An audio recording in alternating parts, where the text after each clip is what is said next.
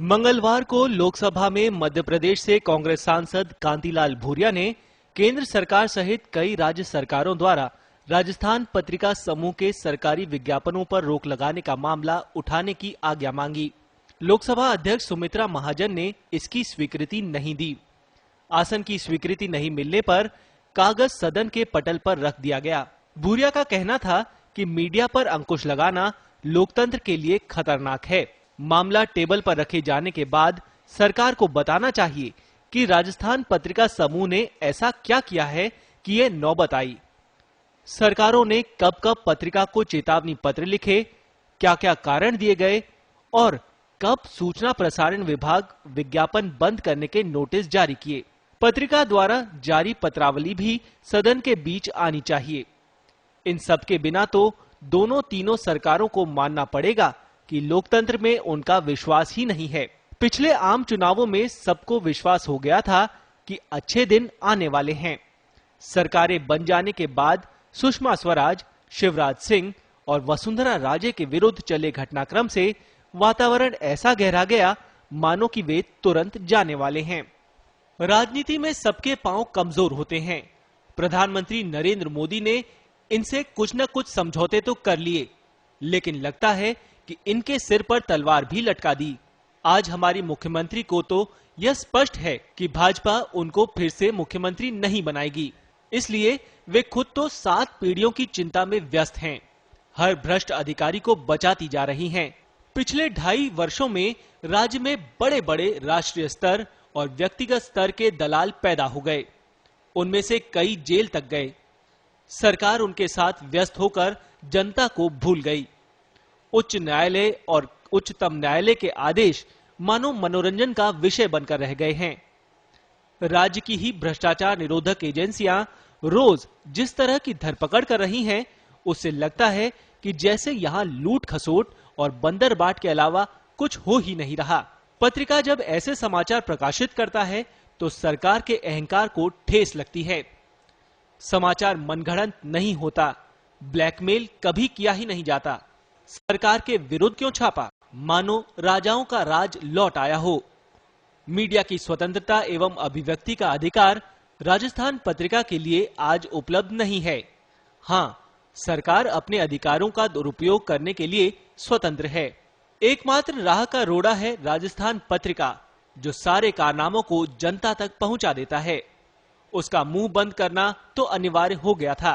सत्ता में इसका एक ही उपाय होता है, विज्ञापन बंद कर दो, मानो अगले का भाग्य बदल जाएगा। अब तो ये भी चर्चा चल पड़ी है कि आजादी के बाद इतनी भ्रष्ट सरकार प्रदेश में कभी नहीं आई।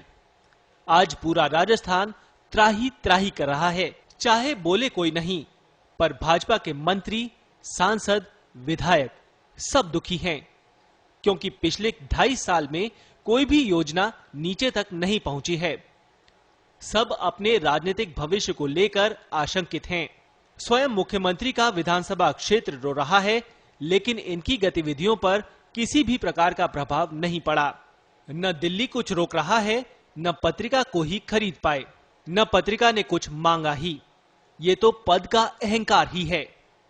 जिनसे हर संकट में मदद मांगी जाती थी, स्वार्थवश अब उन पर ही गोलियां चलाई जा रही हैं। पत्रिका अपना कार्य अपने सिद्धांतों से करता आ रहा है, आगे भी जनहित में करता रहेगा। कहीं कोई दाग धब्बा नहीं। यह बात सरकार के अहंकार को मंजूर नहीं। उन्हें तो हर मीडिया अपने अंगूठे के नीचे चाहिए। दिल्ली में भी भाजपा की ही सरकार है।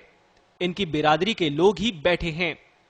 एक फोन से DAVP के केंद्रीय सरकार के विज्ञापनों पर भी रोक लगा दी गई। पाठकों को याद होगा कि इमरजेंसी में भी पत्रिका को कांग्रेस विरोधी मानकर तत्कालीन सूचना एवं प्रसारण मंत्री विद्याचरण शुक्ल फोन पर धमकियां देते रहते थे। कलेक्टर कार्यालय ने सेंसरशिप बनाए रखने में कोई कोर कसर नहीं छोड़ी थी, लेकिन तब भी हमारे सरकारी विज्ञापन बंद नहीं हुए थे। आश्चर्य की बात है कि बिना किसी सूचना के आज अच्छे दिनों में भी बंद हैं। क्या ये इमरजेंसी से भी बड़ा तानाशाही का संकेत नहीं है? हमारी मुख्यमंत्री तो बराबर कहती आई हैं कि वे तो अपनी दिवंगत माता विजय राजे सिंधिया के पद चिन्हों पर चलती हैं। वे भी स्वर्ग से देख रही होंगी कि किस किस के दबाव में सीएम क्या क्या गलत निर्णय कर रही हैं। आज भाजपा में मुख्य चर्चा ये है कि मुख्यमंत्री का पुत्र मोह भयंकर रूप से जागृत है। प्रधानमंत्री नरेंद्र मोदी ने दुष्यंत सिंह को केंद्रीय मंत्रिमंडल में लेने से मना कर दिया था। अब मुख्यमंत्री उसे राजस्थान का मुख्यमंत्री बनाने के सपने देख रही हैं। पहले ये तो उनको समझ लेना चाहिए कि वो अपने क्षेत्र में जीत भी पाएंगे या नहीं। आज तो भाजपा के साथ सहयोगी वातावरण भी नहीं है। सरकार ऐसे ही चली तो भाजपा निपट भी सकती है। जनता केवल उनके पुत्र पर मेहरबान होगी, ये विचारणीय प्रश्न है।